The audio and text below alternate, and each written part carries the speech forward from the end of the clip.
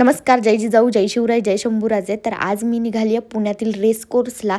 Army मेला लागला होता म्हणून समजलं. ही छोटी छोटी मुलंसुद्धा आर्मी मेला पाहण्यासाठी आलेत आणि मी सुद्धा निघाली आहे. आणि बघू शकता किती सुंदर आहे ना. आणि इकडे बघू शकता आपली सगळी आर्मीची वाहनं, हेलिकॉप्टर. आणि इकडे आल्यावरती मला असं वाटलं मी खरं सीमेच्या लगत आहे. आणि आपले फौजी दादा ज्या टेंटमध्ये राहतात ते पाहायला भेटले.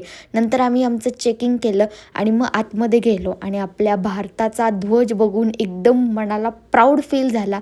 आणि त्याचबरोबर जे भारताचा ध्वज घेऊन येत ते माझे मामा आहेत. आणि खरंच प्राऊड ऑफ यू मामा.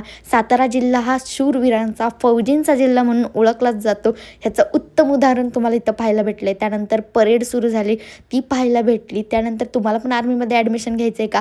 माझ्याकडे फोटो आहेत, ते मी तुम्हाला सगळ्यांना देईल. आणि मामा घोडेस्वार झाले, तो म्हणजे आपला भारताचा झेंडा घेऊन. वेगवेगळ्या कवायती प्रकार बघायला भेटले. आणि हे डॉग बघू शकता, सलामी दिली, खूप सुंदर अशी त्यांची सलामी पाहायला भेटली.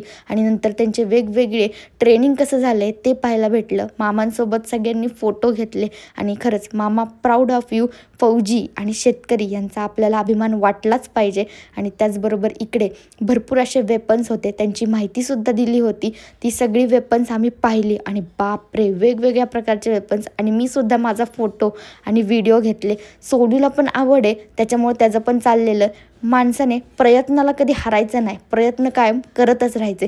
नंतर त्यांच्या गाडींसोबत फोटो वगैरे काढले आणि हे फौजी दादांसोबत सुद्धा फोटो घेतले. आणि असं वाटलं की खरंच आपण कुठल्या तरी एका सीमेवर. आर्मी मेला बघून झाल्यानंतर आम्ही आर्मीचे घोडे बघायला गेलो होतो. आणि नंतर आम्ही कॅन्टीनला गेलो आणि तिथे गेल्यावरती ही दिदी भेटली.